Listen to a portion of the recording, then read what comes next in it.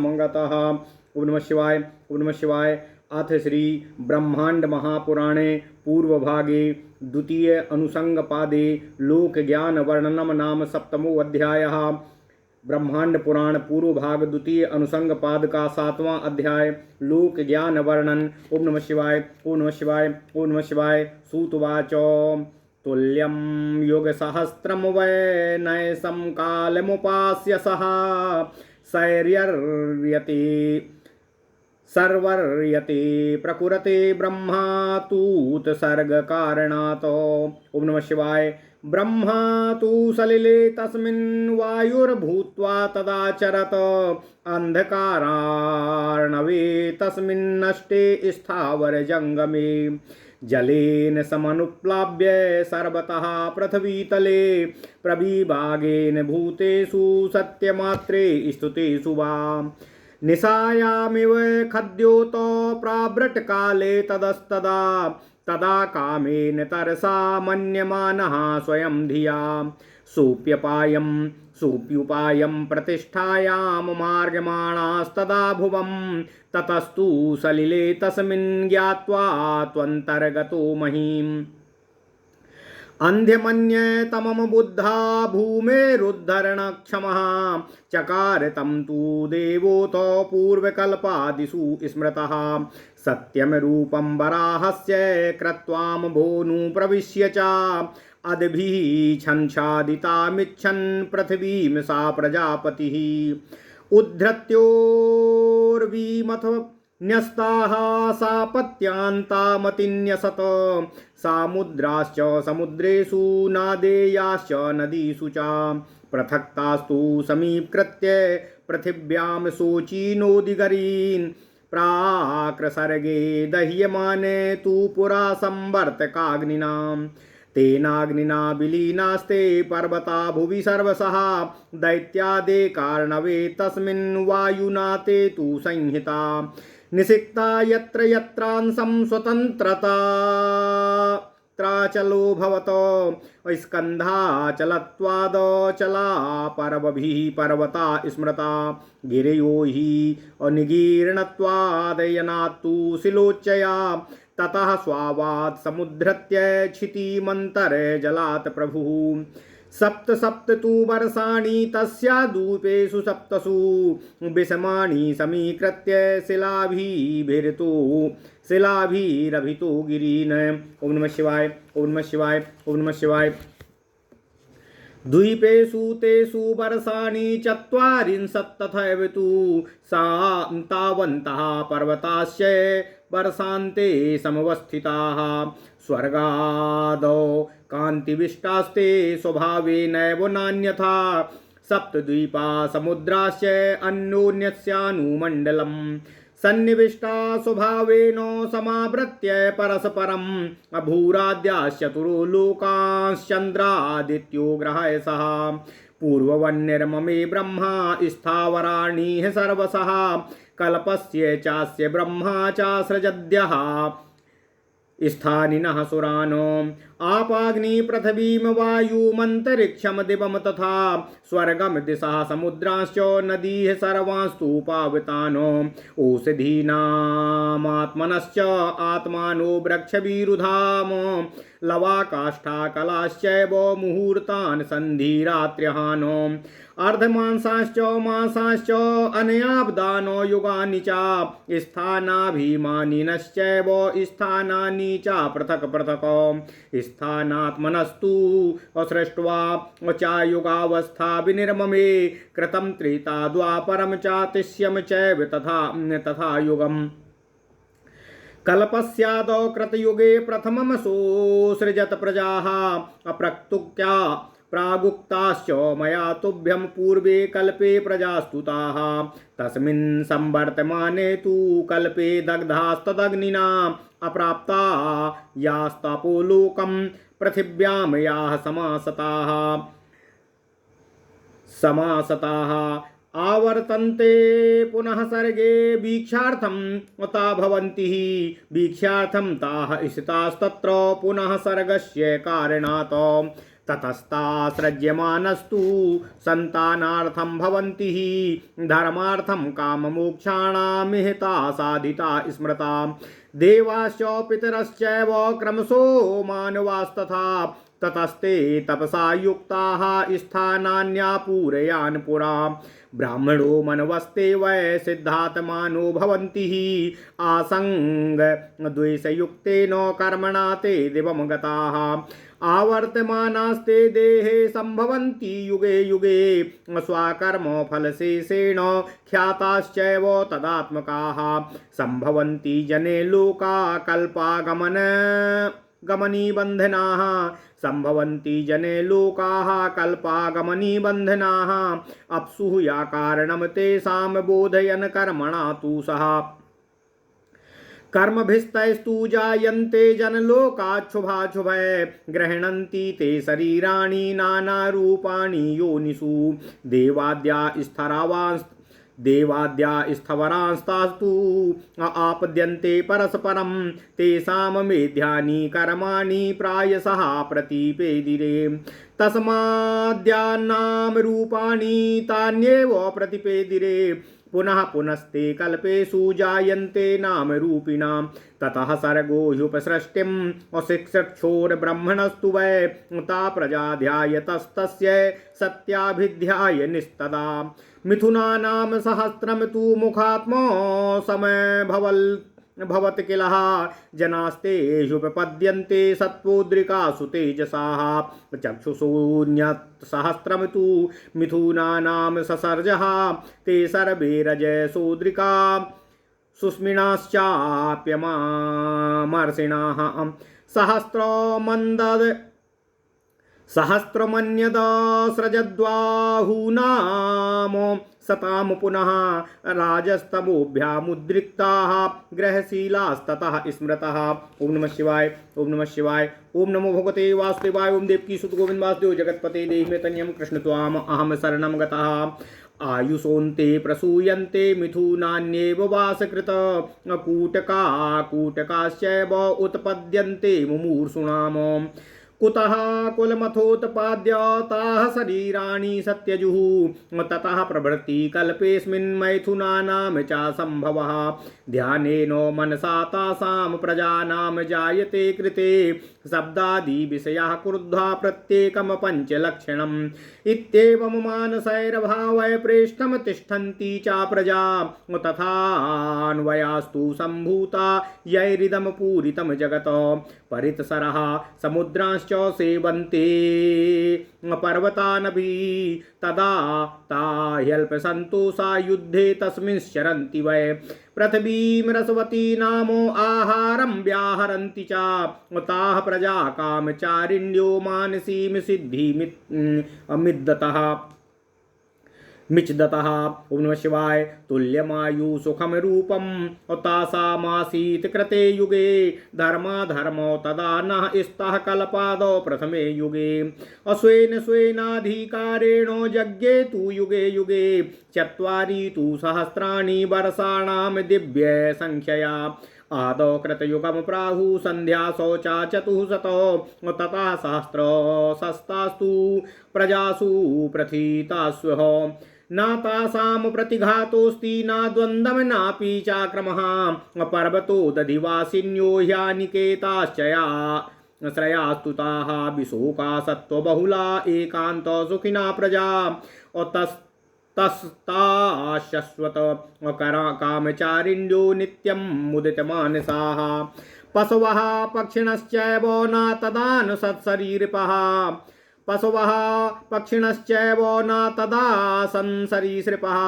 No द्विजानोत्कटाश्चैव धर्मस्य प्रक्रिया तु सा समूलफलपुष्पाणि वर्तनाय त्वशेषतः सर्वैकान्तसुखाकालो नात्यर्थम् अह्यस्नशीतलाः मनोभिलक्षितः कामास्तासां सर्वत्र सर्वदा उत्तिष्ठन्ति पृथिव्यां वै तेषां ध्यानैरसातलात् बलवर्णकरीते सज्ञं जरारोगो प्रणाशिनी असंस्कार्य शरीरस्तु प्रजासुताः स्थिरयौवना तासां विना तु संकल्पा जयन्ते मिथुनात् प्रजा समम जन्म च रूपम च प्रीयन्ते चैव ताः समाः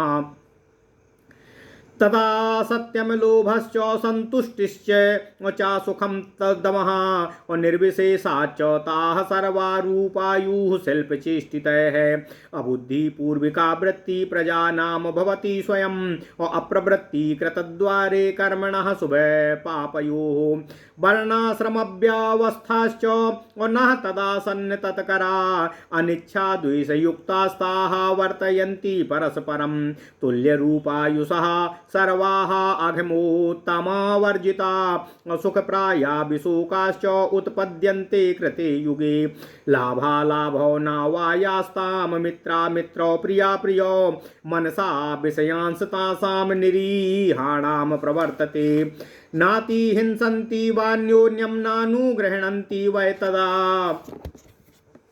ज्ञानम परम कृतयुगे त्रेतायाम यज्ञ उच्यते प्रभृतं द्वापरे युध्यम स्तेयमेव कलौ युगे सत्वम कृतं रजस्त्रेषां द्वापरम तु रजस्तमः कलिस्तस्मस्तु विज्ञेयम् अगुणवृत्त्यम गुणेषु ततो कालः कृतयुगे त्वेषो तस्य सन्ध्यां निबोधत चत्वारि तु सहस्राणि वर्षाणां तत्कृतं युगम् सन्ध्यांसो तस्य दिव्यानि शतान्यष्टौ तु संख्यया चत्वार्येव सहस्राणि वर्षाणां मानुषाणि तु तदा तासु भवत्यांसु अनूतक्रोशाच्च विपर्यया ततः कृते युगे तस्मिन् सा सन्ध्यांसे गते तदा पादावशिष्टो भवति युगधर्मस्तु सर्वशः सन्ध्यायास्तु व्यतीयाताः सन्ध्यां कालो युगस्य सः पादमिश्रावशिष्टेन सन्ध्याधर्मे पुनः पुनः एवं कृतयुगे तस्मिन् निःशेषेऽन्तर्धते तदाह तस्यां च सन्धौ नष्टायां मानसी चाभवत् प्रजा सिद्धिरन्य युगे तस्मिन् त्रेताख्येनन्तरे कृतात् सर्गादौ या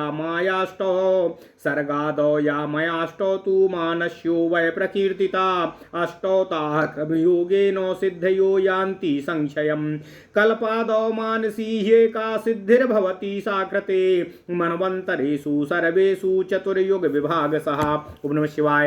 वर्णाश्रमाचार कृता कर्म सिद्ध युद्धवा कृता संध्या कृतस्य पादेन संक्षेपेण व्रसात्मतः अकृत संध्यांस काह्येते त्रीनादाय परस्परं हीयन्ते युगधर्मास्ते तपः श्रुतबलायुषः कृते कृतांसेति ते तु बभूव तदनन्तरं त्रेतायुग समुत्पत्तिः सांसा चारिषि सप्तमाः तस्मिन् क्षीणे कृतांसे वैतासु शिष्टासु सप्तसु कल्पादौ सम्प्रवृत्ताया स्त्रोताया प्रमुखे तदा प्रणश्यति तदा सिद्धि कालयोगेन नान्यथा तस्यां सिद्धौ प्रनष्टाया मन्या सिद्धिरजायत अपांसो तो प्रतिगतो तदा मेधात्मना अपांसो तो प्रतिगतो तदा मेघात्मना तु वै मेघेभ्यः स्तनयितृभ्यः प्रवृत्त्यं वृष्टिसर्जनं शक्रदेवो तया वृष्ट्या संसिद्धे पृथ्वीतले प्रजा असांस्ततस्तासां वृक्षाश्च गृहसंहिताः सर्वः प्रत्युपभोगस्तु तासां तेभ्यो व्यजायत वर्तयन्ते स्म तेभ्यस्तास्त्रेतायुगमुखे प्रजाः ततः कालेन महता तासामेव विपर्ययात असङ्गलोलात्मको भावस्तदा ह्याकस्मिन् को भवतो यत्तद्भवति नारीणां जीवितान्ते तदार्तवं तदा तद्वै न भवति पुनर्युगबलेन तु तांसां पुनः प्रवृत्तं तन्मासी मासी तदार्तवं ततस्ते नैव योगेन वर्तते मैथुनं तदा तेषां तत्काल भावित्वान् मासि मास्यूप गच्छतामो अकाले चार्तभूतपत्याः गर्भोत्पत्तिस्तदा भवत।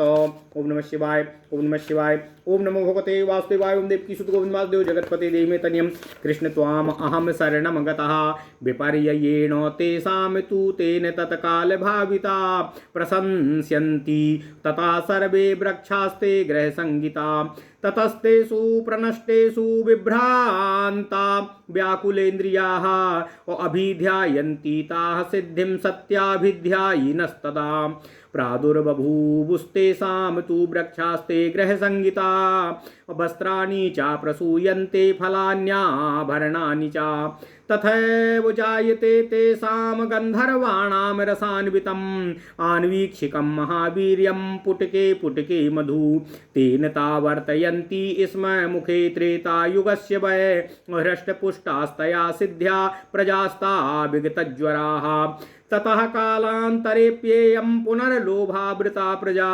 वृक्षांस्ता पर्यग्रहणान्तं मधुवामाक्षिकं बलात् तासां तेनापचारेण पुनर्लोभो कृते वै प्रनष्टा प्रभुणा सार्धं कल्पवृक्षा क्वचित् क्वचित् तस्यामेवाल्पशिष्टायां सिद्धयां कालवशात् तदा वर्तन्ते चानया तासां द्वन्द्वान्यात्युत्थितानि तु शीतवातापास्तीव्रास्ततस्ता दुःखिता भृशम् द्वन्द्वैस्तैः पीड्यमानस्तु चुक्रुसुरावृणानि वा कृत्वा द्वन्द्वप्रतीयातं निकेतानि विचेतसः पूर्वं निकामचारास्ते ह्यनिकेता यथा भवनो यथा योगं यथा प्रीति निकेतेष्वावसुन् वसन्पुराः मधुधुन्वत्सु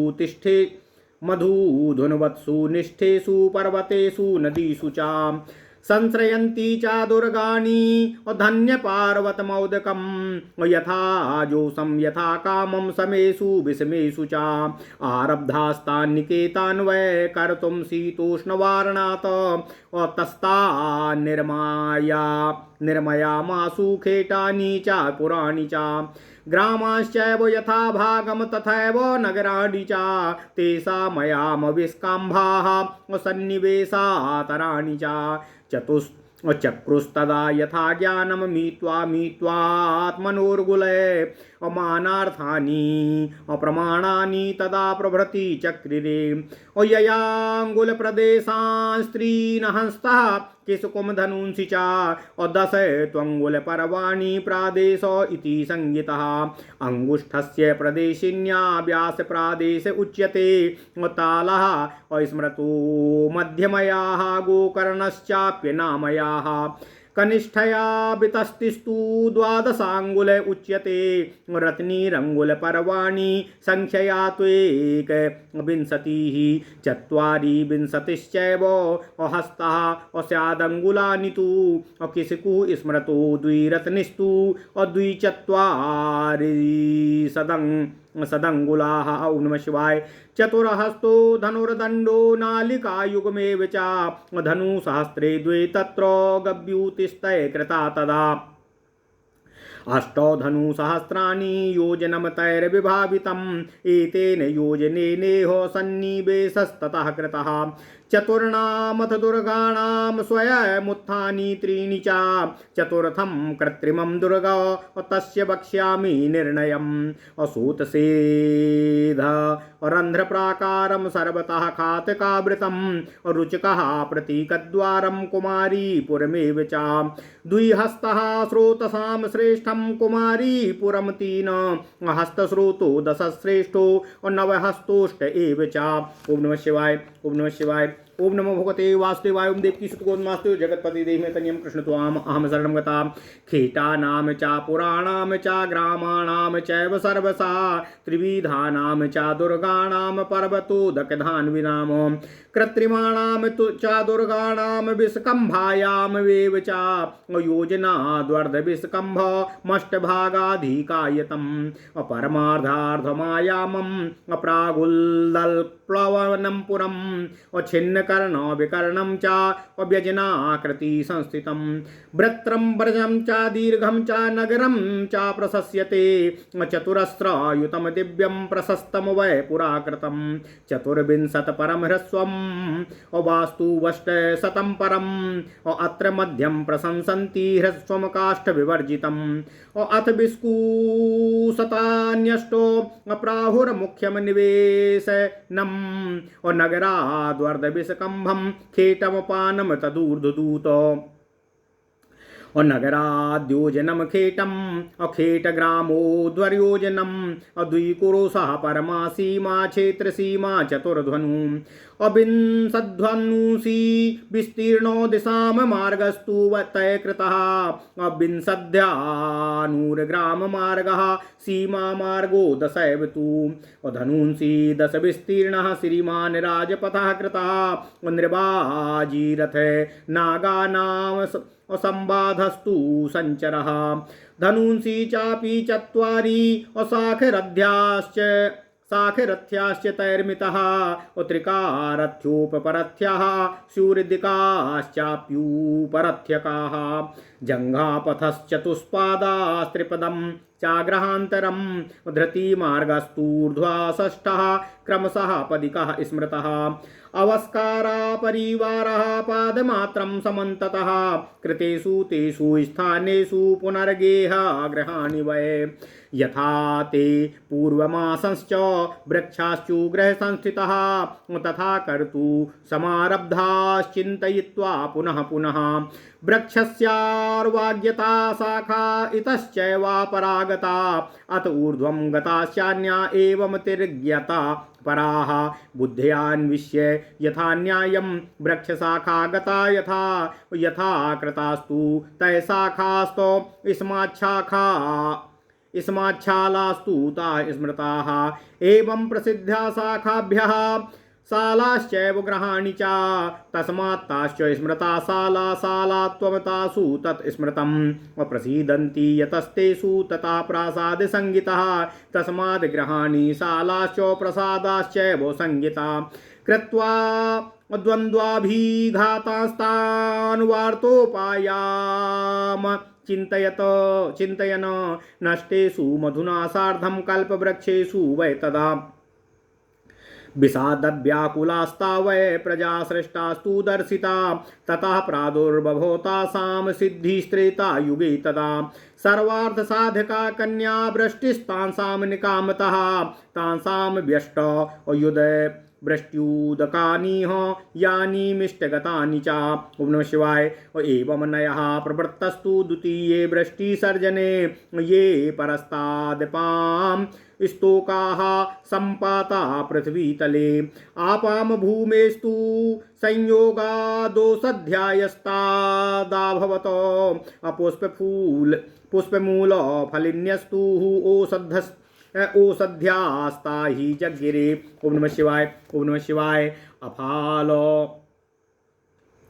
अफालो कृष्टाश्चानुक्ता ग्राम्यरण्याश्चतुर्दशः ऋतुपुष्पफलाश्चैव वृक्षागुल्माश्च जगिरे प्रादुर्भूतास्तु त्रेतायां मायायामौषधस्य वा तदौषधेन वर्तन्ते प्रजासु त्रेषा मुखे तदा ततः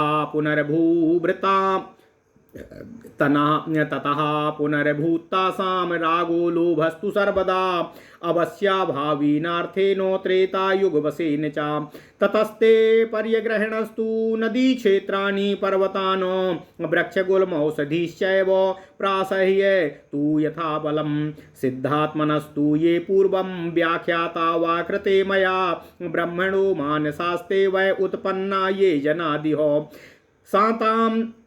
शान्ता ये सुभिक्षणश्चैव कर्मिणो दुःखितास्तथा ततः आवर्तमानास्ते त्रेतायां जगिरे पुनः ब्रह्मणा क्षत्रिया वैश्या शूद्रा द्रोहजनास्तथा भाविता पूर्वजातिषु ख्याता ते शुभपापयोः ततस्ते प्रबला ये तु सत्यशीला अहिंसका बीतलोभाजितात्मानो निवसन्ति स्मृतेषु वै परिग्रहं न कुर्वन्ति वदन्तस्तु उपस्थिता तेषां कर्माणि कुर्वन्ति तेभ्यश्चैवावलाश्च ये परिचर्यासु वृत्तन्ते तेभ्यश्चान्येल्पतेजसा एवं विप्रतिपन्नेषु प्रपन्नेषु परस्परं तेन दोषेण वैशान्ता औषध्यो नितरां तदा प्रनष्टा गृह्यमाणा वै मुष्टिभ्यां सिकिता यथा अथास्य तु युगबलाद् ग्राम्यारण्याश्चतुर्दशा फलैर्गृह्णन्ति पुष्पैश्च तथा मूलैश्च ता पुनः ततस्तासु प्रनष्टासु विभ्रान्तास्ताः प्रजास्तदा क्षुधाविष्टास्तदा सर्वा जगमुस्ता वै स्वयंभुवम् व्यत्यर्थमभिलिप्स्यन्त्यो ह्यादौ त्रेतायुगस्य ताः ब्रह्मा स्वयंभूर्भगवान् ज्ञात्वा तासां मनीषितं पुष्टिप्रत्यक्षदृष्टेन दर्शनेन विचार्य सा ग्रास्ता पृथिव्या तु सद्योः ज्ञात्वा प्रत्यारुहत पुनः कृत्वा वत्सं सुमेरुं तु दुदोह पृथिवीमिमामो दुग्धेयं गौस्तदा तेन बीजानि वसुधातले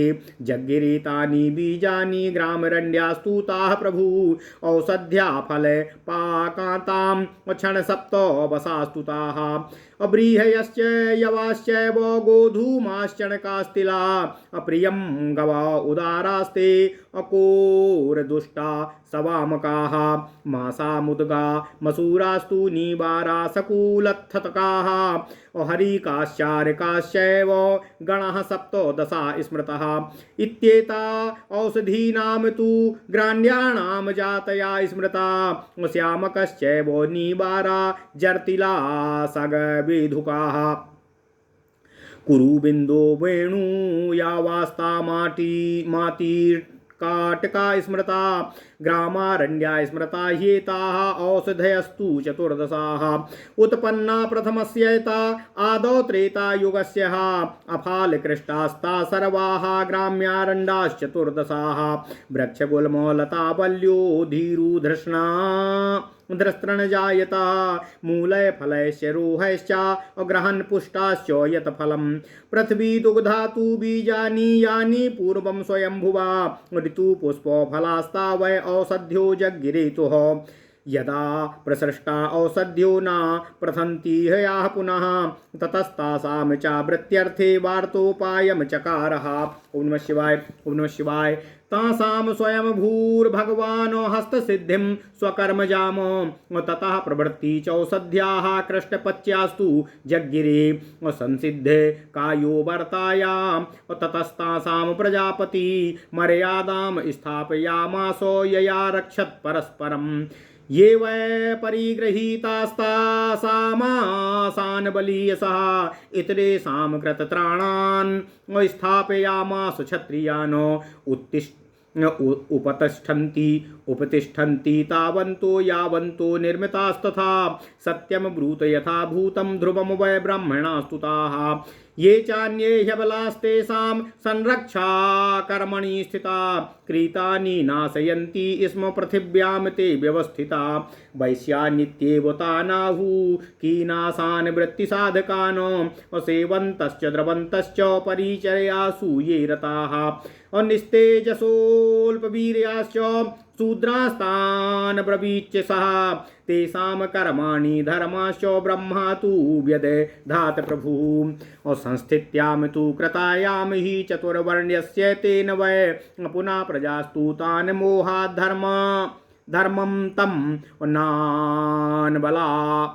नान्वपालयन् वर्णधर्मश्च जीवन्त्योः व्यरुद्यन्त्यं परस्परं ब्रह्मा बुद्ध्वा तु तत्सर्वं यथा तथ्येन सा प्रभुः क्षत्रियाणां बलं दण्डं युद्धमाजीव्यमादिशत याजनाध्यापने ब्रह्मा तथा दानो प्रतिग्रहं ब्रह्मणानां विभुस्तेषां कर्माण्येतान्यथा दिशत पशुपाल्यां च वाणिज्यं कृषिर्वै विषां ददौ शिल्पाजीवमृतां चैव शूद्राणां व्यदधात् पुनः सामान्यानि च कर्माणि ब्रह्मनक्षत्रविषां पुनः याजनाध्यापने दानं सामान्यनीतरेषु च कर्माजीवं तु वै दत्त्वाः तेषामिह परस्परं तेषां लोकान्तरे मूर्ध्नि स्थानानि विदधे पुनः प्रजापत्यं द्विजातीनां स्मृतं स्थानं क्रियावताम्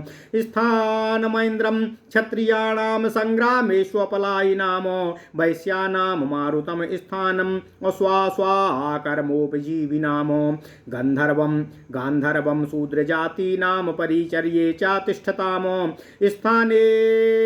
स्थानान्येतानि वर्णानां योग्याचारवतां सताम्। ओम नमः शिवाय। और संस्थित्या सुकृतायाम वै चतुर्वर्ण्यस्य तस्य तत वर्णास्तु दण्डे भयतः स्वे स्वे वर्ण्ये व्यवस्थिताः ततः स्थितेषु वर्णेषु स्थापयामास ह्याश्रमान्। ओम नमः शिवाय। ओम नमः शिवाय। ओम नमो भगवते वासुदेवाय। ओम देवकी सुत गोविंदमास्तु जगत्पति देहि मे तनियं कृष्ण त्वाम अहम शरणं गतः। गृहस्थो ब्रह्मचारी च वानप्रस्थो यतस्थिता आश्रमास चतुरो ह्येतान् पूर्ववत्साप यान् प्रभु वर्णकर्माणि ये के चित्ते सामिह चतुर्भवः कृतकर्म कृतावासा आश्रमादुप भुञ्जते। ब्रह्मा तान् स्थापयामास आश्रमान् भ्रामितामतः निर्दिदेश ततस्तेषां ब्रह्मा धर्मान् प्रभासते प्रस्थानानि तु तेषां चायमान् सनियमास्तथा चतुर्वर्णात्मकः पूर्वं गृहस्थस्याश्रमा स्थितः त्रयाणामाश्रमाणां च वृत्तियो नीति चैव हि यथाक्रमं च वक्ष्यामि व्रतैश्च नियमैस्तथा। ओम नमः शिवाय।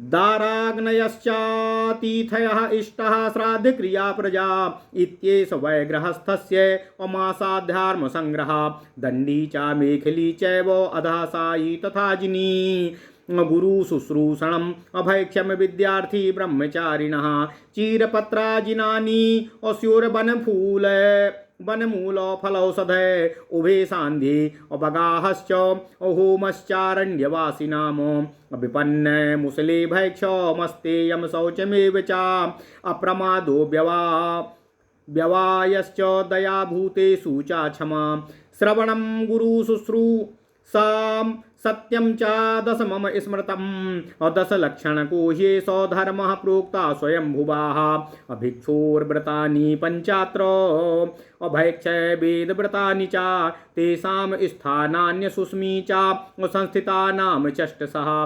अष्टाशीतिसहस्राणि ऋषीणामूर्ध्वरेतसाम् स्मृतं तेषां तु यत् स्थानं तदेव गुरुवासिनाम् सप्तर्षीणां तु यत् स्थानं स्मृतं तद्वैवनौकसाम् प्रजापत्यं गृहस्थानं न्यासिना ब्रह्मणा क्षयं योगीनां कृतं स्थानं ताना जित्वा न विद्यते स्थानान्याश्रमीणस्थानि ब्रह्मास्थाना स्थितानि तु चत्वार एव पन्थानो देवयानानि निर्मिता पन्थाना पितृयानस्तु स्मृताश्चत्वार एव ते ब्रह्मणा लोकतन्त्रेण आद्ये मन्वन्तरे पुरा पन्थानो देवयाना ये तेषां द्वारं रवि स्मृतः तथैव पितृयानानां चन्द्रमाद्वारमुच्यते एवं वर्णाश्रमाणां च प्रविभागे कृते तदा यदा प्रजा अनवर्धर्त वर्णधर्मो समासिकाः ततोऽन्यामानसी स्वाम वै त्रेता मध्ये सृजात प्रजा आत्मनस्तु शरीरेभ्यस्तुल्याश्चैवात्मना तूता तस्मिंस्त्रेता युगे त्वाद्ये मध्यम प्राप्ते क्रमेण तु ततोऽन्याम मानसीं सोतो प्रजा स्रष्टुं प्रचक्रमे ततः सत्वरजोद्रिका प्रजाः सह्या सृजत प्रभुः धर्मार्थकाममोक्षाणां वर्तानां साधकाश्च याः देवाश्च पितरश्चैव ऋषियो मनवस्तथा युगानुरूपा धर्मेण यैरिमा वर्धिता प्रजा उपस्थिते तदा तस्मिन् सृष्टिवर्गे स्वयंभुवा अभिध्याय प्रजा ब्रह्मा और नानावीर्या स्वामानसी। ओम नमः शिवाय। ओम नमः शिवाय। पूर्वोक्ता या मया तुभ्यं जनानीकं समाश्रिता कल्पेति ते पुराण्यासीत् देवाद्यास्तु प्रजा इह अध्यायस्तस् ध्यायतस्तस्य तानीह सम्भूत्यर्थमुपस्थिता मन्वन्तर क्रमेणेह कनिष्ठा प्रथमेनता अख्यातास्तु वंशयैरेतैस्तु पूर्वमयैरिह भाविता कुशला कुशलय कंदय रक्षीणस्तैस्तदायुताः तत्कर्म फलदोषेण ह्युपबाधा प्रजगिरे देवासुरपितृंश्चैव यक्षैर्गन्धर्वमानुषै रक्षा राक्षसैस्तु पिशाचैस्ते पशु पक्षी सरीसृपै वृक्ष नारक कीटाद्यैस्तैस्ते सर्वैरुपास्थिताः आहारार्थं प्रजानाम वै विदातमानो विनिर्ममे। ओम नमः शिवाय, ओम नमः शिवाय, ओम नमो भगवते वासुदेवाय, ओम देवकी सुत गोविंद वासुदेव जगतपते देहि मे तनियम कृष्ण त्वाम अहम शरणम गतः।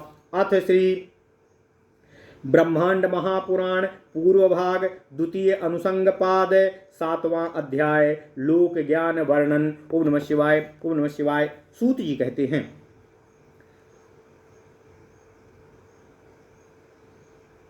यह 7वां अध्याय प्रारंभ होता है। इस अध्याय में लोक ज्ञान का वर्णन किया गया है जो वायुदेव द्वारा कहा गया है। सूत जी वर्णन कहते हुए ऋषियों से कहते हैं कि हे ऋषियों, 1000 युग के तुल्य रात्रि काल को बिताकर रात्रि के अंत में वे परम ब्रह्म सृष्टि के कारण ब्रह्मा का रूप धारण करते हैं। ब्रह्मा तो तब वायु बनकर जो जल ही जल पृथ्वी पर है उस जल में घूमते रहते हैं, वह भी उस स्थिति में जबकि वहाँ जड़ चेतन नष्ट हो गया हुआ रहता है। घोर अंधकार चारों ओर, क्षिति जल अग्नि वायु और आकाश समस्त भूत तत्व अविभक्त रहते हैं तथा सत्यमात्र स्थित चारों ओर पृथ्वी जल में डूबी हुई रहती है, उसमें भी वे विचरण करते हैं।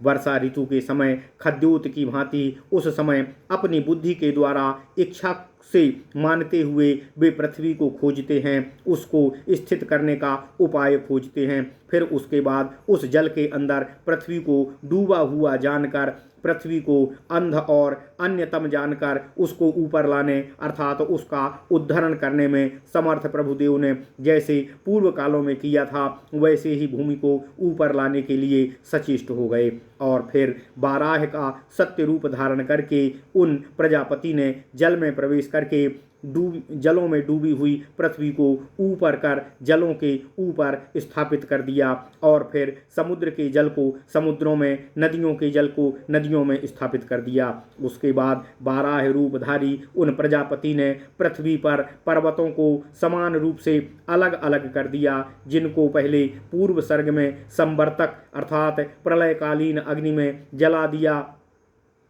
जला दिए जाने पर उसी अग्नि द्वारा वे पर्वत पृथ्वी पर सभी ओर जल में विलीन हो गए थे। अतः जल प्लवन के समय वहाँ पर उस एकारणों में शीत के कारण वे पर्वत आदि वायु से युक्त हो गए और वायु द्वारा जल के सूखने पर वे पर्वत जहाँ के तहाँ स्थिर हो गए और फिर वे स्वतंत्र और अचल हो गए। गतिहीन होने के कारण और ना चलने वाला होने के कारण उनका नाम अचल हुआ। पर्व अर्थात गांठ के कारण वे पर्वत कहे गए हैं। जल में डूबे हुए इस कारण वे गिरी कहे गए तथा पत्थरों के चयन के कारण उनका नाम सिलोच्चय हुआ। प्रजापति उसके बाद प्रजापति ने जल के अंतर्गत से पृथ्वी को ऊपर उठाकर निर्दिष्ट स्थान पर स्थापित किया। उसको पहले 7-7 द्वीपों में तथा द्वीपों को 7-7 वर्षों में विभक्त किया और जो ऊंचे नीचे स्थान थे उनको समतल बना दिया। स्वाभाविक है कि आग द्वारा सब कुछ राख हो जाएगा तो फिर पानी में वह गल ही जाएगा। अतः वन पर्वत नद नदी सब कुछ जब पूरी तरह भस्म हो गए तब वहाँ कुछ भी नहीं था। जब जल ही जल होगा तो भयंकर शीत हुआ तथा अधिक शीत हुआ तो बर्फ बनती है। ओम नमः शिवाय। जो ऊंचे नीचे स्थान थे उनको समतल करके चारों ओर शिलाओं से पर्वतों को स्थापित किया गया। उन द्वीपों में 40 वर्षों अर्थात 40 देशों को बनाया तथा आवश्यकता के अनुसार उतने ही पर्वत उन वर्षों के अंत में ठीक ठीक प्रकार से अवस्थित किए गए। स्वर्ग आदि में कांति विष्ट वे स्वभाव से अन्य प्रकार के नहीं थे, अर्थात प्रकृति के अनुकूल जैसे जितने आकार प्रकार के होने चाहिए उसी आकार प्रकार के उनको स्थापित किया गया। सातों द्वीप सातों समुद्र एक दूसरे के मंडल स्वभावतः घेर कर स्थापित किए गए। ब्रह्मा ने सबसे पहले भू आदि 4 लोकों को चंद्रमा सूर्य आदि अन्य ग्रहों के सहित बनाया और उन पर अच्छी प्रकार से स्थानों को विभक्त किया। ब्रह्मा ने सबसे पहले यहाँ उस कल्प के स्थावरों अर्थात पर्वत नद और नदी आदि को बनाया और सब स्थानों के देवों को बनाया। वे देवता हैं जल, अग्नि, पृथ्वी, वायु, अंतरिक्ष, दिव्य, स्वर्ग, दिशाएं, समुद्र, नदियां और समस्त पर्वतों को बनाया। फिर ब्रह्मा ने आत्मा अर्थात जीवन की औषधियों, वृक्षों और लताओं, लव, काष्ठ, कला, मुहूर्तों, रात्रि और दिन की संधियों को बनाया। फिर अर्धमास, मास, अयन, दक्षिणायन और उत्तरायण, अब्दों अर्थात शताब्दियों और युगों को बनाया और फिर पृथक पृथक स्थानों और स्थानाभिमानियों को उत्पन्न किया। उसके बाद स्थानात्माओं की सृष्टि की और सतयुग, त्रेता, द्वापर और कलयुग आदि युगों को बनाया। कल्प के आदि में सतयुग में पहले उन्होंने प्रजा की सृष्टि की। मैंने यह सब तुमको पहले ही बता दिया है कि पूर्व कल्प में वे सब प्रजाएं बनाई गई थीं। उस कल्प में जो संवर्तक अग्नि प्रलय की आग से जला दिए गए थे वे तपोलोक को प्राप्त न होकर पृथ्वी पर रह गए थे। वे ही पुनः सृष्टि में लौटकर आते हैं और सर्ग में कारण बनते हैं। वे ही उस सृष्टि को देखने के लिए वह सर्ग के कारण रूप में स्थित हैं, अर्थात वे ही सृष्टि का कारण बनते हैं। सूत जी कहते हैं उसके बाद वे ही जो उत्पन्न किए गए प्रजा, देवता, ऋषि, मनु आदि संतान की उत्पत्ति का कारण बनते हैं। वे ही धर्म, अर्थ, काम और मोक्ष को सिद्ध करने वाले माने गए हैं। वे ही तपस्या युक्त होकर अपने कार्यों को पूरा करते थे। ब्रह्मा के वे मनु लोग सिद्ध आत्मा होते हैं। आसक्ति से द्वेष रखने वाले कर्म के द्वारा वे स्वर्ग को प्राप्त हुए। वे ही सब लौटते हुए युग युग में पुनः उत्पन्न होते हैं। वे ही अपने कर्म फल के शेष रहने के कारण ऐसे रूप वाले शरीर को धारण करते हैं। वे अपने शुभ और अशुभ कारणों के कारण ही जनलोक से यहाँ आते हैं और योनियों में अनेक रूपों वाले शरीरों को प्राप्त करते हैं। कल्प के आगम में बंधन युक्त लोग जनलोक में उत्पन्न होते हैं। अपने अपने कर्मों द्वारा जानते हुए जलों में अपना कारण खोजते हैं, क्योंकि जब सर्वत्र जल ही जल रहता है तब सबका कारण जल में रहता है, अथवा यूँ कहिए कि जल में ही जीवन का कारण है। वे देव योनि में स्थावर पर्यंत तक परस्पर उत्पन्न होते हैं। उनके जो जो पूर्व योनि में कार्य थे प्रायः उन्हीं कर्मों को प्राप्त करते हैं। पूर्व योनि में जो उनके नाम और रूप थे उन्हीं नाम और रूपों को प्राप्त करते हैं, अर्थात पर्वत पर्वत बनते हैं, नदी नदी बनती है, वृक्ष वृक्ष बनते हैं, मनुष्य मनुष्य बनते हैं, पशु पशु, पक्षी पक्षी नाम में, और जैसे जैसे उनके रूप हैं उन रूपों में ही कल्पों में उत्पन्न होते हैं। उसके बाद रचना करने वाले ब्रह्मा की उपसृष्टि होती रहती है, क्योंकि प्रतिदिन जन्म लेना और प्रतिदिन मृत्यु को प्राप्त होना यह तो क्रमशः निरंतर जारी रहता है। तब उनकी प्रजा सत्य का अभिध्यान करते हुए उसका ध्यान करती है। उस ब्रह्मा के मुख से हजारों स्त्री पुरुष सब प्रकार के जीव जंतुओं पेड़ पौधों के नर और मादा उत्पन्न हुए। वे सब जन जीव ब्रह्मा के सत्व में उद्रेक से उत्पन्न हुए। उनके नेत्र से हजारों मिथुन अर्थात नर मादा पैदा हुए। वे सब रजोगुण के उद्रेक से पैदा हुए थे तथा सभी तेजस्वी और तेज युक्त थे। इसके बाद उन ब्रह्मा की भुजाओं से हजारों अन्य जोड़े पैदा हुए जो रजोगुण और तमोगुण की अधिकता से उत्पन्न हुए थे। इसलिए सभी ग्रहशील अर्थात घर में रहने वाले अर्थात कामुक हुए। वे अपने आयु के अंत तक केवल एक मिथुन अर्थात एक पुत्र पुत्री को उत्पन्न करते थे। उस समय मरने की इच्छा करने वालों में कूटक उत्पन्न होते थे। इस प्रकार वे कुल को पैदा करके शरीरों का त्याग करते थे। उसी समय से लेकर उस कल्प में मैथुन की उत्पत्ति होना प्रारंभ हुआ। उन प्रजाओं को मन से ध्यान करने से प्रत्येक को 5-5 लक्षण वाले शुद्ध शब्दादि विषयों का ज्ञान हो गया, अर्थात 5 लक्षण वाले पुराणों का ज्ञान हो गया। इस प्रकार मानस भावों के द्वारा अप्रजा अर्थात स्थावर सृष्टि श्रेष्ठ स्थित होती है, तथा मानस भावों से अन्य सृष्टि भी हुई, जिनसे यह संसार पूर्ण हो गया। नदियाँ, तालाब, समुद्र और पर्वतों का भी सांसारिक प्राणी सेवन करते हैं। तब जो काम संतोष वाले लोग हैं वे उस युद्ध में आचरण करते हैं। यह पृथ्वी रसवती है, इसमें आहार और विहार होता है। वे प्रजाएं मानसी सिद्धि की इच्छा करती हुई काम का आचरण करने वाली हैं। उस समय सतयुग में उन सब की तुल्य आयु, तुल्य सुख और तुल्य रूप थे। उस समय प्रथम कल्प में धर्म और अधर्म दोनों नहीं थे, अर्थात उस समय आपस में कोई भेदभाव नहीं था। पहले सतयुग में लोग अपने अपने अधिकारों और कर्तव्यों का पालन करते थे। उस सतयुग का वर्ष प्रमाण 4000 दिव्य वर्ष है। आदि में जो युग हैं उसे कृतयुग कहते हैं, तथा कृतयुग और त्रेता की संध्याओं के अंश 400 वर्ष उस युग की प्रजाओं में हजारों की संख्या थी। उस समय प्रजाओं का आपस में ना किसी को चोट पहुंचाना और ना कोई का किसी प्रकार का द्वंद्व ही था, तथा ना ही किसी प्रकार का ऊंच नीच का क्रम था। उस समय के लोग पर्वतों और समुद्रों के पास रहते थे। वे प्रजाएं अनिकेताश्रय थीं, अर्थात उनका आश्रय निवास बिना घर का ही था। वे शोक रहित, अधिक सत्वगुण वाली और एकांत में सुखी रहने वाली प्रजाएं थीं, और वे प्रजाएं निरंतर काम का आचरण करती हुई मुदित मन वाली थीं। पशु पक्षी और जमीन पर रेंगने वाले सर्प भिक्षु आदि उस काल में नहीं थे, तथा ना ही पीड़ित लोग और ना अधिक घमंड करने वाले लोग थे। उस समय वही धर्म की प्रक्रिया थी। कंदमूल, फल और पुष्प उनके व्यवहार खाने आदि के लिए पूर्ण रूप से थे।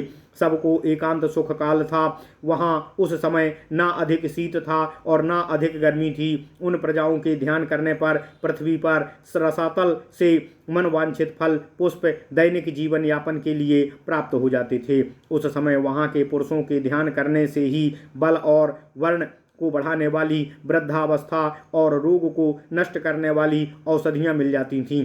बिना संस्कार किए अर्थात बिना नहाए धोए शरीरों का भी उस समय प्रजाएं सदैव युवा ही बनी रहती थीं। उस समय पुरुष स्त्री के बिना संपर्क किए हुए ही स्त्री पुरुष के संकल्प से ही संतान उत्पत्ति हो जाती थी। उस समय के लोग जन्म और रूप में समान थे और साथ साथ ही परस्पर प्रसन्न एवं एक दूसरे से संतुष्ट रहते थे।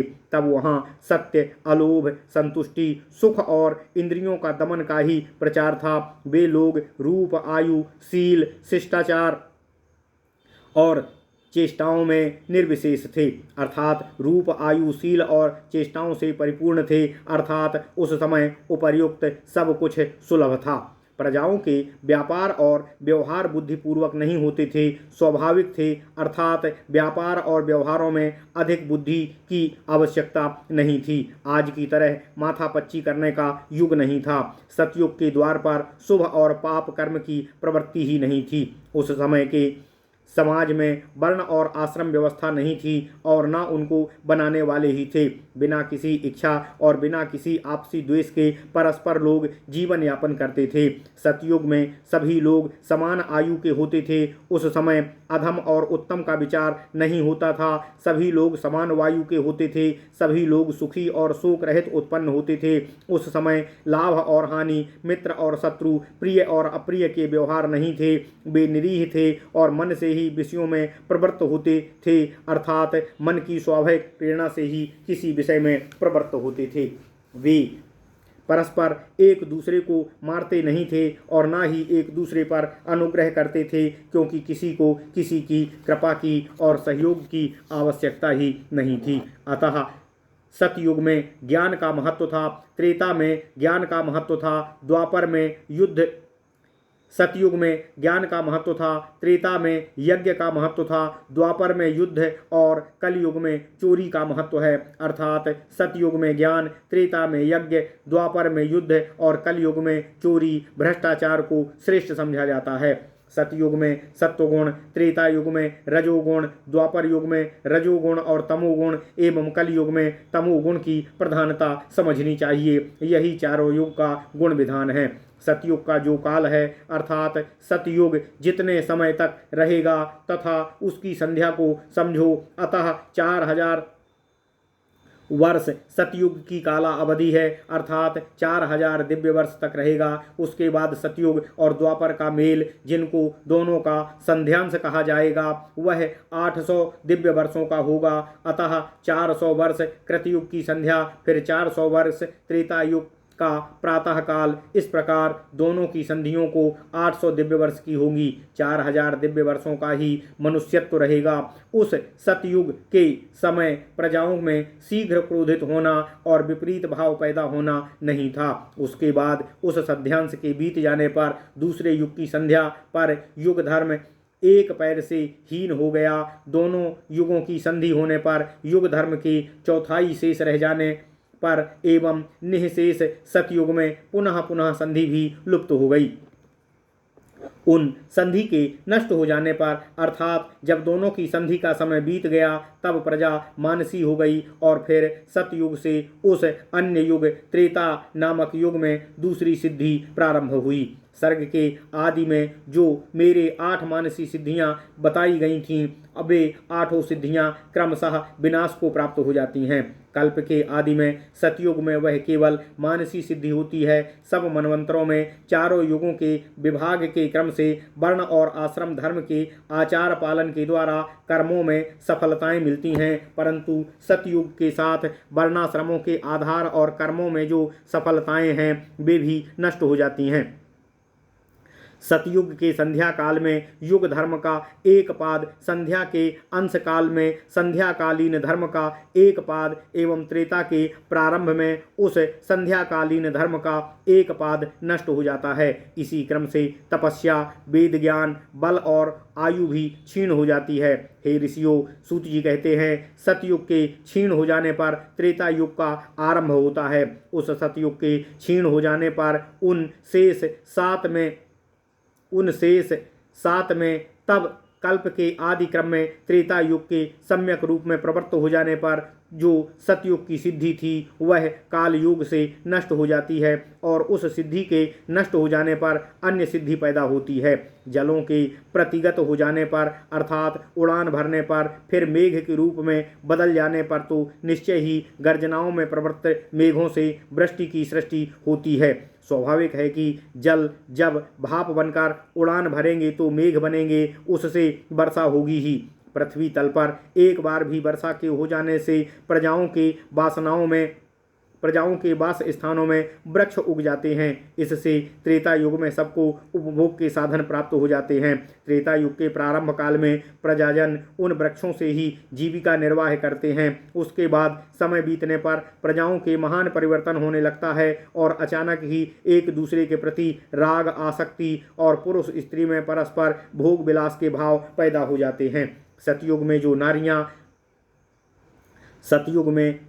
नारियों में जीवन के अंत में भी गर्भ धारण करने की शक्ति थी वह त्रेता युग में योग बल के द्वारा नहीं रहती है। स्त्रियों में महीने महीने पर स्राव अर्थात मासिक धर्म प्रारंभ हो जाता है। उसके बाद उस मासिक धर्म के योग के कारण ही उनमें मैथुन का भाव उत्पन्न होता है। उन स्त्रियों में उन पुरुषों के भाव विभोर हो जाने पर प्रतिमास समागम करने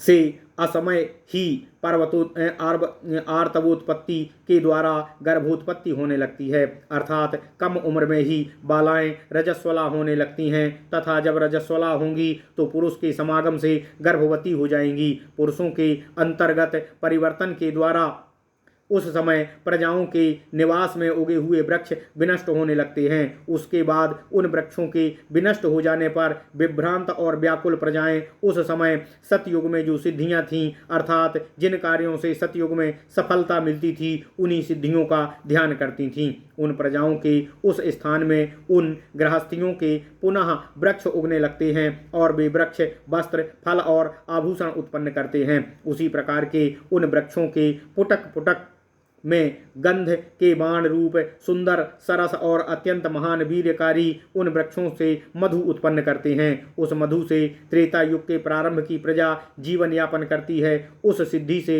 उस काल की वे प्रजाएं हृष्ट पुष्ट और ज्वर रहित हो जाती हैं। उसके बाद कालांतर में भी पुनः प्रजाएं लोभावृत हो गईं और उन वृक्षों से मधु अर्थात रस, मिठास और माक्षिक शहद को बलपूर्वक प्राप्त करने लगे। उन प्रजाओं के उस बार बार लोभकृत अभद्र आचरण से कहीं कहीं कल्प वृक्ष अपनी सामर्थ्य के साथ पूरी तरह नष्ट हो गए। अर्थात लोगों के लोभयुक्त अभद्र आचरण से अर्थात लोभ से बहुत अधिक मधुरस आदि ग्रहण करने के कारण वे कल्प वृक्ष नष्ट हो गए।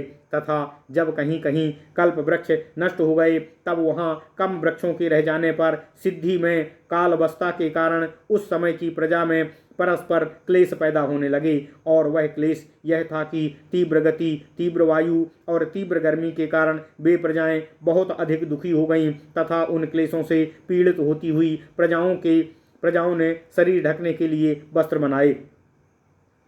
उस तीव्र शीत, तीव्र वायु और तीव्र आतप से बचने के लिए लोग घर बनाकर रहने लगे। उससे पूर्व काल में उस समय के लोग गृह विहीन थे और स्वेच्छा से कहीं भी विचरण करते थे।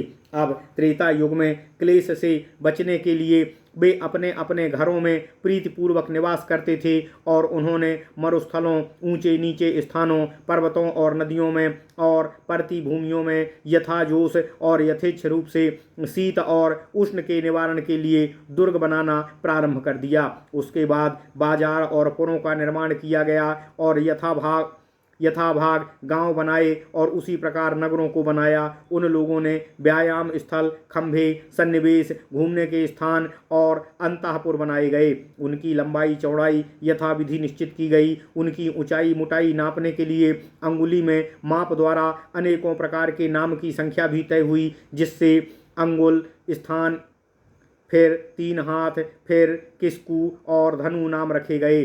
10 अंगुल लंबाई का एक प्रादेश कहा जाता है। अंगूठे से लेकर तर्जनी तक के विस्तार के नाप को व्यास प्रदेश कहा जाता है। अंगूठे से मध्यमा अंगुली तक का नाप ताल, अंगूठे से अनामिका तक के अंत तक गोकर्ण तथा अंगूठे से कनिष्का तक का बितस्ती अर्थात 12 अंगुल कहा जाता है। बितस्ती को आजकर बिलांद कहते हैं और 21 अंगुलियों के पर्वों को रत्नी, 24 अंगुलियों के पर्वों को हस्त, 2 रत्नियों अर्थात 42 अंगुलियों का एक किस्कू होता है, 4 हाथ का एक धनु और नालिग या युग होता है। 2000 धनुषों की एक गव्यूती उस समय के लोगों द्वारा बनाई गई थी। 8000 धनुषों का एक योजन अर्थात 4 गव्यूती का एक योजन उनके द्वारा कल्पित किए गए और उसके बाद इन योजनों के अनुसार उन्होंने सन्निवेश अर्थात रहने के स्थान बनाए। उन लोगों ने 4 प्रकार के दुर्गों का निर्माण किया। उसमें 3 तो स्वयं उठे हुए होते थे, जैसे कि पर्वतों की गुफाएं स्वयं उठे हुए दुर्ग बन गए हैं, परंतु चौथा दुर्ग बनाया हुआ होता है, जिसका निर्णय मैं आपको आगे बताऊंगा। सबसे ऊंचे घेरे वाले कमरे, बहुत जल से भरी हुई चारों तरफ की परिखाएं अर्थात खाइयां, द्वार देश पर सेतु होता था और स्वास्तिक द्वार होते थे। दुर्ग में कुमारीपुर भी रहता था। 2 हाथ स्रोतों का कुमारीपुर श्रेष्ठ होता है तथा 10, 9 और 8 हाथ का भी श्रेष्ठ कहा गया है। ओम नमः शिवाय, ओम नमः शिवाय, ओम नमः शिवाय। सब ओर खेत, नगर और ग्रामों की ओर 3 प्रकार के दुर्गों की सीमा पर्वत अथवा जल द्वारा बांधी जाती थी। विस्कंभ परिमाण में बनावटी दुर्गों का आयतन योजन के आधे विस्कंभ के 8वें भाग का होता है। वृत्त अर्थात गोलाकार वज्र और लंबा नगर प्रशंसनीय नहीं होता है। चौकोर कुछ बड़ापुर नगर उत्तम होता है। नगर के परिमाण खेत का परिमाण आधा होता है और खेत अर्थात कस्बा पुर का आधा होता है। छिन्न कर्ण कोण कटा हुआ विकर्ण जिसके अधिक कोण हों, व्यजन पंखे की आकृति में स्थित दुर्ग भी प्रशंसनीय नहीं होता है। 24 हाथ और 108 हाथों के विस्कंभ परिमाण से युक्त चौकोर मध्य भाग वाला पुर प्रशंसनीय होता है। पुर के मध्य में मुख्य निवास का स्थान 800 किस्कू परिमाण का होता है। यह विस्कंभ का आकार है। नगर से आधा विस्कंभ होता है, उसका आधा खेट अर्थात कस्बा होता है। नगर से खेट 1 योजन दूरी पर होता है और खेट से ग्राम आधे योजन दूरी पर होता है।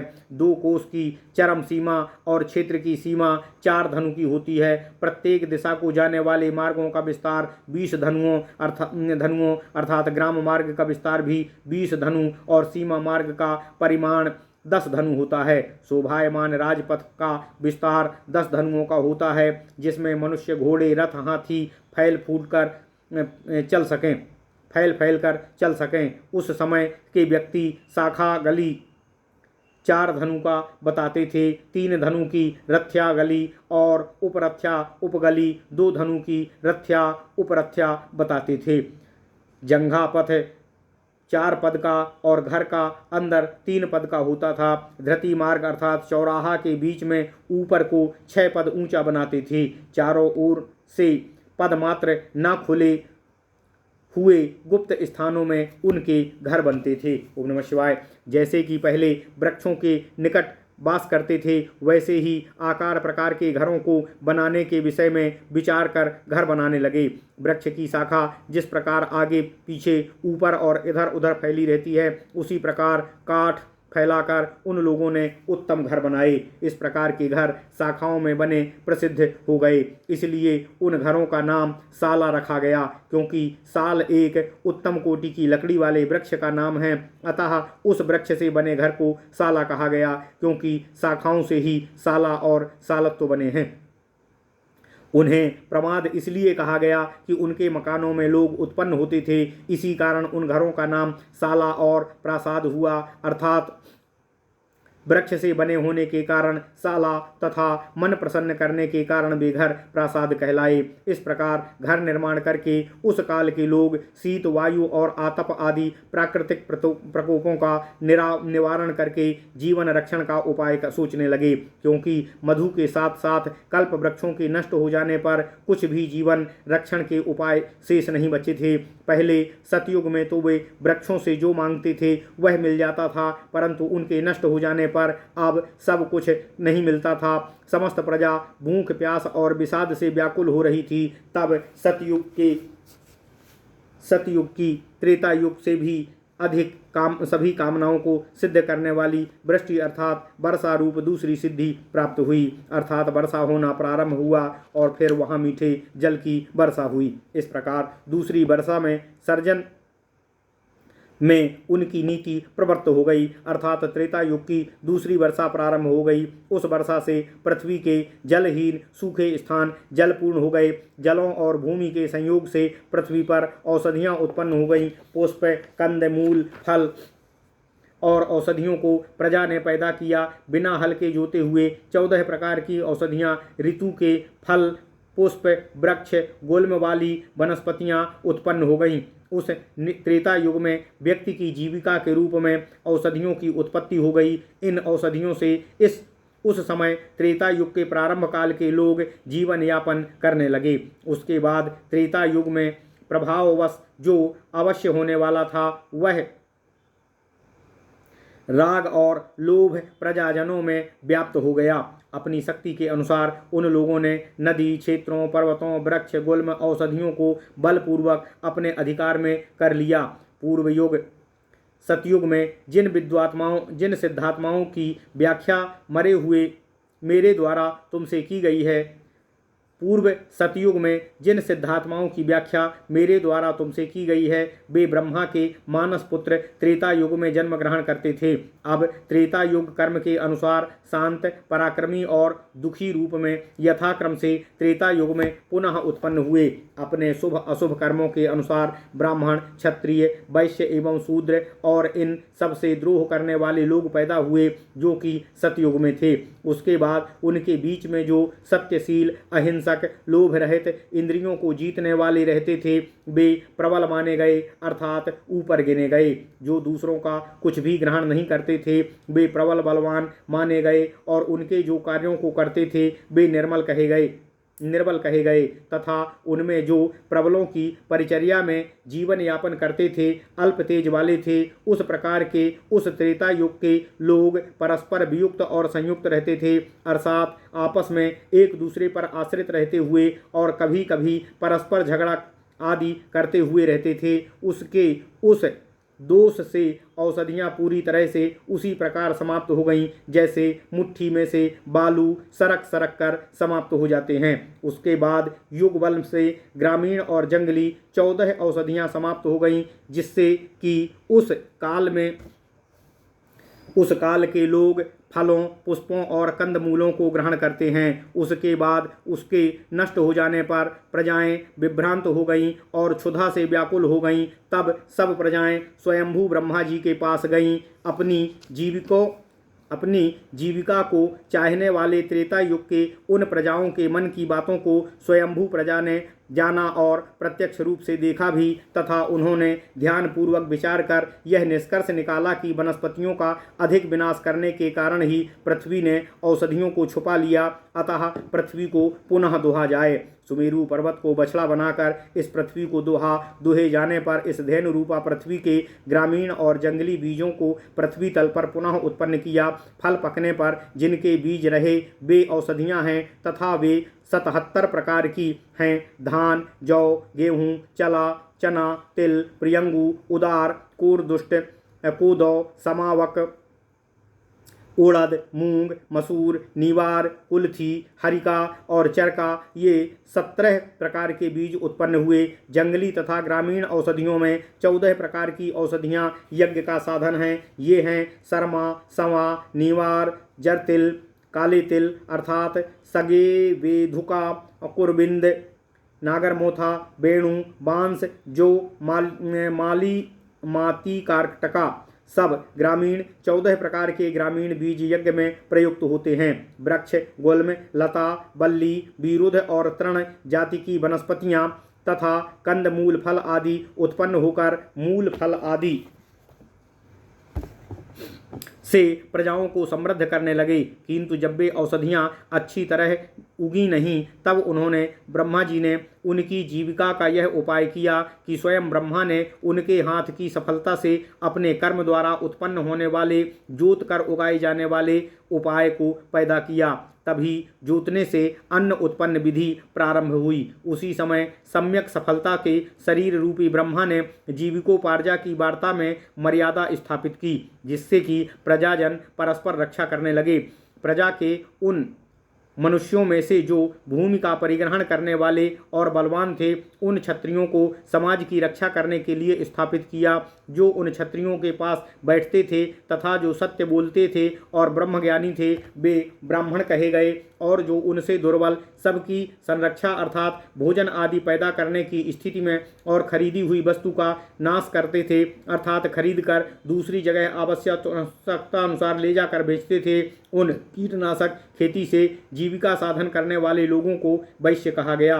अर्थात व्यापार और कृषि कार्य पर समाज की भोजन व्यवस्था जुटाने वाले लोगों को वैश्य कहा गया। जो सेवा करते हुए इधर उधर घूमते थे तथा सेवा में लगे रहते थे, वे तेजहीन और कम पराक्रमी शूद्र बोले गए। इस प्रकार उनके धर्म और कर्म सब ब्रह्मा जी द्वारा निर्धारित किए गए। इस प्रकार यह सिद्ध होता है कि ब्रह्मा जी ने ही चारों वर्णों को बनाकर उनके अलग अलग कर्म निश्चित किए थे। इसलिए वेद में ब्राह्मणोस्य मुखमासीत बाहुराजन्यः कृतः उरु तदस्य यद्वश्च पदाभ्याम शूद्रो यजायत द्वारा कहा गया है। ये चारों वर्ण ब्रह्मा के मुख से, भुजाओं से, जंघाओं से तथा पैरों से उत्पन्न हुए। यह क्रम उनके अधिकार और कर्तव्यों के अनुसार है, न कि शरीर से पैदा होने को स्पष्ट करता है। यह तो एक प्रतीकात्मक कथन है। मुख से पैदा होने का अर्थ है ब्राह्मण सबसे मुख्य है तथा मुख का कार्य शिक्षा देना है, अर्थात ब्राह्मण शिक्षक हुआ। क्षत्रिय भुजाओं से पैदा हुआ, अतः शरीर की रक्षा भुजाओं से होती है, इसलिए क्षत्रिय को रक्षा का कार्य दिया गया। पेट शरीर का पोषण करता है, अतः वैश्य को समाज का पोषण कार्य कृषि वाणिज्य आदि दिया गया। पैर सारे शरीर की सेवा करता है, अतः पैरों से पैदा होने का अर्थ समाज की सेवा करना। इस प्रकार यहाँ ब्रह्मा के शरीर से पैदा होना प्रतीकात्मक रूप दर्शाया गया है। ओम नमः शिवाय।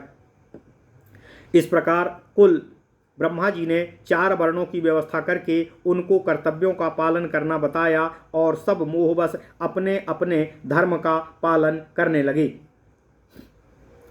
फिर वे अपने अपने वर्ण धर्मों का अनादर कर जब परस्पर विरुद्ध आचरण करने लगे, अर्थात एक वर्ण दूसरे वर्ण के कर्म का पालन करने लगा, तब ब्रह्मा जी ने क्षत्रियों को बल शासन और युद्ध जीविकोपार्जन का आदेश दिया। यज्ञ कराना, पढ़ाना और दान लेना कार्य करने का ब्रह्मा ने आदेश ब्राह्मणों को दिया एवं शूद्रों को शिल्प तथा सेवा करना कर्म बताया। ब्राह्मण क्षत्रिय वैश्यों के लिए यज्ञ अध्ययन एवं दान की सामान्य रूप से व्यवस्था की गई, अर्थात ये तीनों कार्य तीनों वर्ण कर सकते थे। ब्रह्मा ने उन्हें परस्पर कर्म और जीविका देकर उनकी सफलता के अनुरूप लोकांतर में भी स्थानों का निर्देश दिया। क्रियाशील ब्राह्मणों के लिए प्राजापत्य अर्थात ब्रह्मा का स्थान दिया गया। संग्राम से न भागने वाले क्षत्रियों के लिए ऐन्द्र स्थान और अपने अपने धर्म में निष्ठा रखने वाले वैश्यों के लिए मरुत नामक स्थान का आचरण, निरत शूद्रों के लिए गंधर्व स्थान का निरूपण किया गया। अपने अपने धर्म में लगे हुए चारों वर्णों के लिए उन्होंने इन स्थानों का विधान किया। सुकृत संस्थिति में अर्थात जब वर्ण अपने अपने कर्तव्यों का पालन करते थे, उस सुंदर स्थिति में तो चारों वर्ण दंड के भय से अपने अपने वर्ण धर्म में अवस्थित रहे, तथा बाद में उस स्थिति में वर्णों के रहने पर आश्रमों की स्थापना हुई। ओम नमः शिवाय, ओम नमः शिवाय, ओम नमः शिवाय।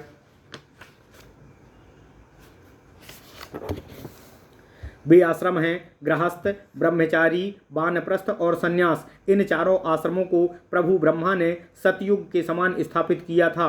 उसके बाद उन चारों आश्रमों को क्या करना चाहिए, कहाँ रहना चाहिए, इस प्रश्न के उत्तर स्वरूप उन इधर भ्रमण करने वाले भ्रमित चारों आश्रमों को उन कर्मों को करने का प्रावधान किया गया।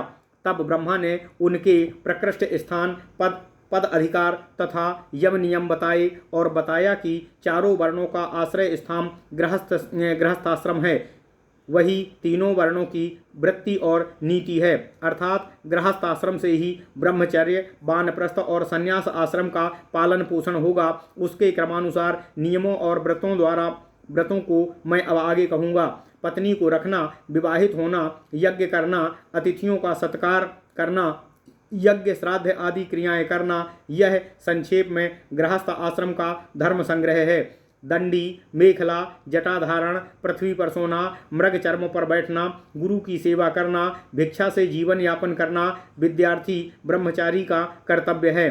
चीर पत्र और मृग चर्म धारण करना, वन्य मूल और फलों और औषधियों का भोजन करना, प्रातः और सायं स्नान और यज्ञ अनुष्ठान करना, यह वानप्रस्थियों का कर्तव्य है।